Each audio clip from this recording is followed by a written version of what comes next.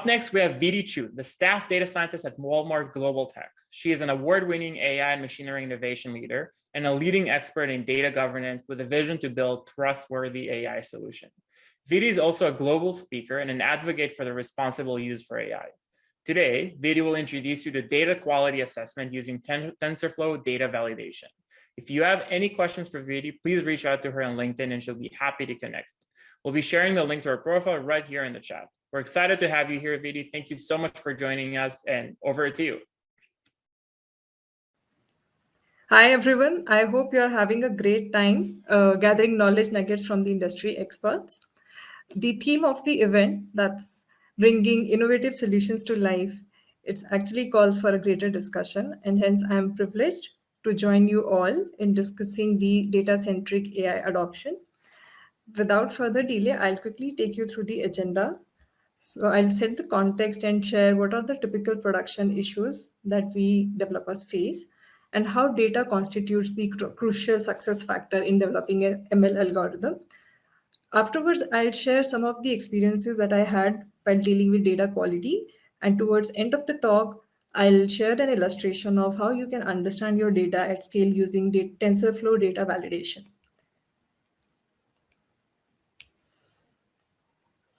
So AI is the buzzword. So we have seen a lot of AI applications and they've grown extensively over the past few years. We've also been blessed with advanced algorithms and powerful structure. But is that enough for us? So maybe not. And I'll just explain how. It takes a lot more than just the algorithms or the infrastructure or the compute power to take your machine learning model to production. And let's think how typically an ML project lifecycle looks like. So at the onset, there is a brainstorming session and the set of workshops which decide on to how this project would be useful for the business. Does it bring a cost reduction? It improves the processes, or it adds value to the business? Like if the organization is spending time and resources on a project, does it justify the investment they are making? And at the end of it, its customer is the king. So customer experience matters a lot. Does it in any way help in improving the customer experience? So while we are at it, after these discussions, the pilot project starts, which essentially means that whatever is the data available, we start either gathering the data, we start the data gathering process, or the data available. With that, we start the pilot, which shows and tries to prove that the project and the algorithm potentially meets the business value. And after that comes the production woes, which I'm going to share next. Okay, so the moment the pilot is approved, your model goes into production and a whole new charter starts. I am mentioning a few of those issues here, and it could be a lot more than this. The first one is that your project and the algorithm has turned out to be very expensive to run. So if your model does not fit into the current organization infrastructure, it would be a cost to the company. It might be complex than the project was originally planned, and it calls for collaboration and ownership. So all the AI projects, it calls for collaboration, not just one team. It's not a one person work. It's an entire team effort. And by ownership, what I mean is that all the people who are involved in the project, if they feel there is anything which can hamper the chances of taking this project to production, if they think a certain set of data is necessary and is required, which might not be available later on as well, and that is crucial for its success, everybody should point and flag it out sooner than later when a lot of resources have gone into the project. Quite often it happens that we developers need to ensure and make the business or the client we are working with that they are aware of the probabilistic nature of machine learning algorithms.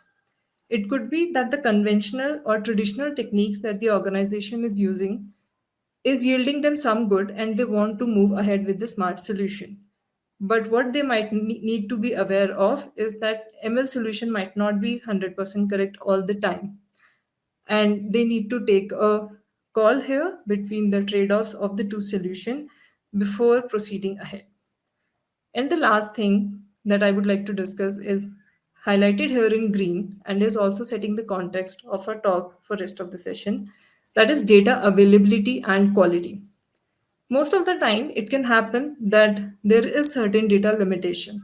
For example, when you are working in supply chain, the planner might be having certain just-in-time information, a real-time information, which the algorithm has not seen during the training time.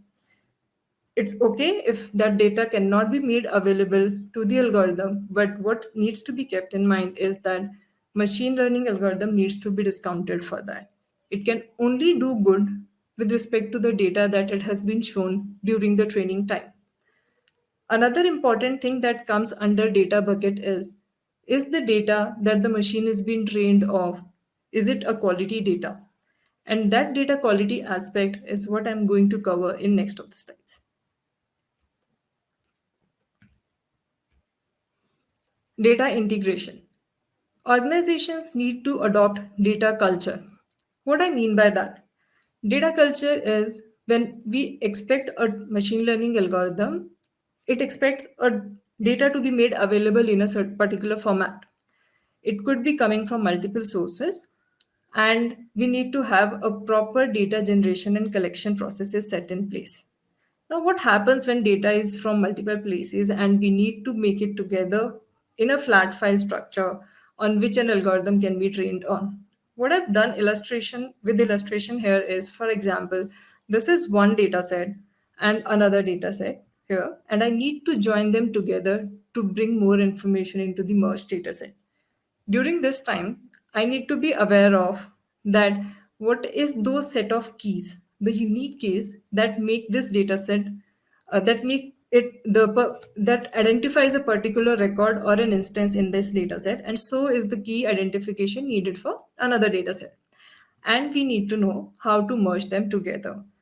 The incorrect way of joining the two data sets might lead to introduction of nulls in the merged data set. We need to also monitor closely how the data shape has changed during the merge and after the merge. So these kind of issues can keep coming up. There could be data duplication, entire row might be duplicated altogether. There are a lot of data transformations that needed to be done while merging the files together. I'll explain how. For example, there is a particular date in this merged data set which is obtained as a result of these two data integration. Now, if I want to merge this file further with the dataset 3, it could be that I need to adjust the date column or the attribute here with respect to the time delta to bring it back together into the same time space in which this data has been collected. Only then will I be able to merge these two. So these are the kind of transformations which are required in merging, linking, and integrating the data together. And this is just a small snippet. A lot more than this goes into preparing the final training dataset. Quality, quality, quality. Maintaining quality data is the key here. And your ML model can only do as much good as the data it has been fed into. So let's assume there are two scenarios, and which one would you choose at the end of it? I'll explain. If, for example, you're given a business problem and you have monitored your data for a couple of days, you understood it, you did a lot of exploratory analysis, and after certain time, investigating the data, you go into building a baseline model. Being a data scientist, I agree that building the first baseline model is very important. But if after that model, the accuracy that you find is not acceptable by the business, what would you do? Would you go back and look into the wrong output predictions of the baseline model and try to associate it with the input data? Go back, debug if there are possible issues in the data set. It could not just be with respect to data quality. It could be that certain samples that your algorithm has not seen during the training time, it's been asked to make predictions on that. So what you can do is bring back those samples, augment your input data, and work on data. Other approach could be that I've worked on the baseline model and the first model didn't yield good. Instead of working on the data, what I do is I work on the next best algorithm. So what we mean by best is going to the next complex algorithm. So I'll just try and pushing my data through a model selection pipeline and see which one does good. And at the end of it, whatever works best is the limitation of my algorithm. In both the cases, this process is called as data centric versus algorithm centric. And this concept was largely talked about by Professor Andrew Ng in last year presentation. This process of maintaining a data centric AI solution helps you a long way in maintaining a good quality data. All those inputs that you analyze by looking at the errors produced by your algorithm help you look into the data much better. So the key of this entire discussion is work with your data as much as possible. Dissect it in many ways possible and figure out it might take longer time initially, but that helps in the overall process of algorithm. Next is how to maintain a data quality checks. You can maintain it manually. Whatever next issue comes up, we can encode it into the pipeline as and when detected. But these kind of interventions are first time consuming and can introduce error at some other place in your pipeline. So is it a good thing?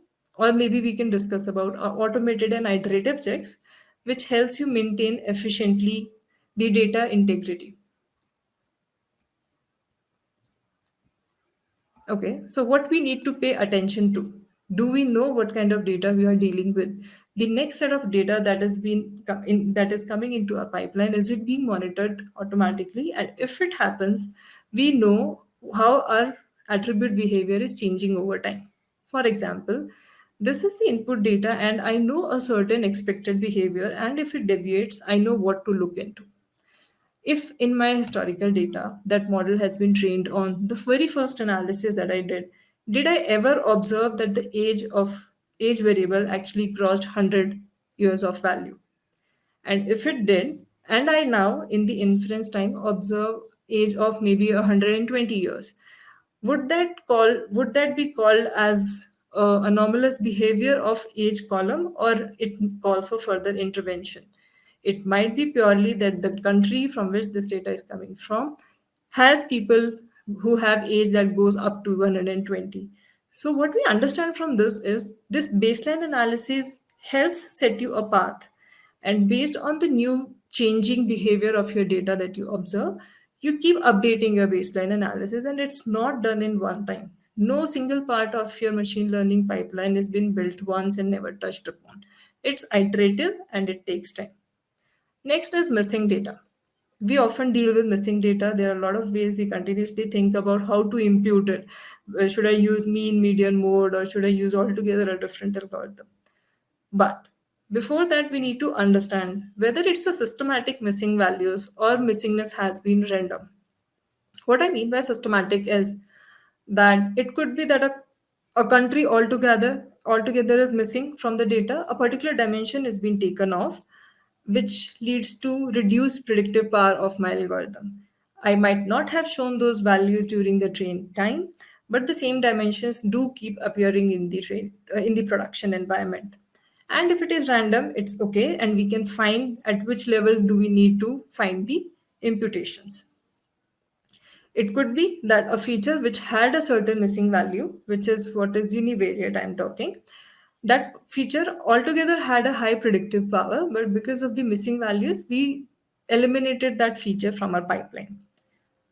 What else missingness can cause? We need to understand whether just a missing value, there is a nan appearing in that cell, versus a value which is populated, a cell which is populated with zero value or some arbitrary value. For example, the person who was inputting the data didn't think of something like zero or leaving it blank, just inputted some multiple nines, which is typically the case. That arbitrary value we need to identify and need to go back to the keeper of the data who is maintaining a data dictionary, that does this qualify to be the missing value, or it has certain meaning which we need to be aware of. Next is temporal analysis. Based on what are the attributes or what kind of entity I am modeling. For example, if I'm capturing a user behavior, I need to have a temporal behavior captured, and those values need to be stored. If it is getting overwritten or there is a particular strategy that the organization has charted out, those also need to be paid attention to. Drift. This is the last concept which I'll discuss before taking you all through the demo. But this is the most important concept when we talk about data quality. What do we want from our model? Hardly any model makes once to the production and has been never updated. Do you want your model to be reliable? You want to keep it up to date then. What is dynamicity here? Maybe the users who were interacting with your algorithm, with the interface, their behavior has changed over time, or the environment itself has changed.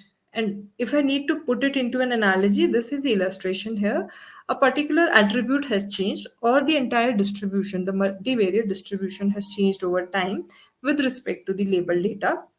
Then we need to decide, and there are multiple ways to do that, how to set up a threshold with which we can decide that because it has crossed the distribution has changed beyond a particular threshold, I should declare a drift signal into the pipeline and ask for a investigation, retraining, and there are multiple ways to do that. Also, we need to check that the data, incoming data, is it still having the same characteristics as the input training data on which the model was trained. And if it is not, be aware your model is going to give a bad performance. There are a couple of metrics which are available that can help in understanding the drift in the distributions. One such is KS statistic, which tells the two distributions here in question whether they are same or not. Same is assumed to be a null hypothesis, and then you look for the signal which tells that they have drifted apart. But even if I've monitored this using the statistic, the drift has already happened, and I have the data which I need to check and declare whether the drift was actually there or not. So it's not really a proactive way of handling the situation. I can't afford the damage to happen after I monitor it and then I act on it. The companies, they have data retiral strategies which helps in dealing with such kind of situations rather than sitting and waiting for some changes to be part of your pipeline.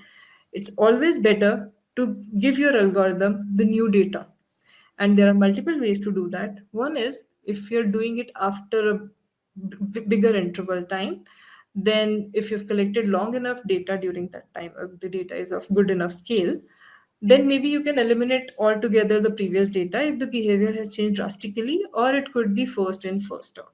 If I'm doing a retraining on 2 days, the 2 days of data that have come into the system, I can place out 2 days of old data out from the system. Or it could be some end days based on which the periodicity is decided. How can TFDV, which is TensorFlow data validation, can help you understand your data at scale? It lets you do the descriptive analysis on the data by letting you look at the data distribution. Schema is also a very important aspect of your data. It tells you a lot about what is the attributes, your features, how do they look like, and what type of values do they hold. How should you expect your data? What kind of data type should it be looking like? And anomaly detection is that it lets you know that these are the certain types of values your particular attribute takes. Next time when it observes and those values fall apart, they don't look like that, they're coming out of domain, then it gives you a signal that it's an error or anomaly which is detected and it calls for further investigation. It's built on Apache Beans, which helps with data parallel processing. That's where the scale aspect comes into the picture. And with respect to the drift that I talked about previously, it just need not be the train and the test data distributions that we want to check. If you are having if you are having trouble training your algorithm on training data, and because your model is not giving good accuracy, you might need to look at your trained data extensively, which can be saying that different days of your training data themselves are drifting apart. So within the training data as well, you need to monitor if there has been a drift. Next, we have come to the illustration. So this is TFDV. Once you import the library, you are able to visualize the statistics of the trained data. And what all it offers is it tells you about each attribute, what is the total count, And how many is the missing percentage? As you can see, 10,000 is the total data, and this value is appropriately populated because missingness is 0. If you look at this particular attribute, it says there's only 7,148 records are available. That means 27% is the missing values. It gives an estimate of how your distribution looks like, that means sigma and the entire spread, as well as it tells about the percentage of zeros in your data set. Next, towards the right, you can visualize that distribution. And this is about numerical attributes. It also tells you about categorical attributes in the same visualization. For example, these three attributes, they are categorical in nature. And the missingness from this column, basically, we see that this attribute is not having a single value populated, which means it doesn't carry any signal for algorithm to learn from. So all this is actually well displayed at TensorFlow's page. I would highly recommend you all to go and take a look at it. It gives you a Colab notebook with which you can work with the data of your choice and see how it helps you. Next is data drift. What data drift helps you do is that you provided it with the evaluation data set. Basically, you need to input the two distributions, which could be train and the test evaluation here. And what we see towards end of it is this is the evaluation data set and this is the training data set. For each attribute, it overlays that information. And as you can see towards the visualization side, it tells is if they are overlaying each other, that means they're coming from the same distribution. And that helps us understand that there is no significant drift that has been in your data. And it happens for all of those attributes. With this, I've come towards the end of the talk. If there are any more questions that I can answer, please feel free to drop into the LinkedIn. I'll be happy to take those. Thank you.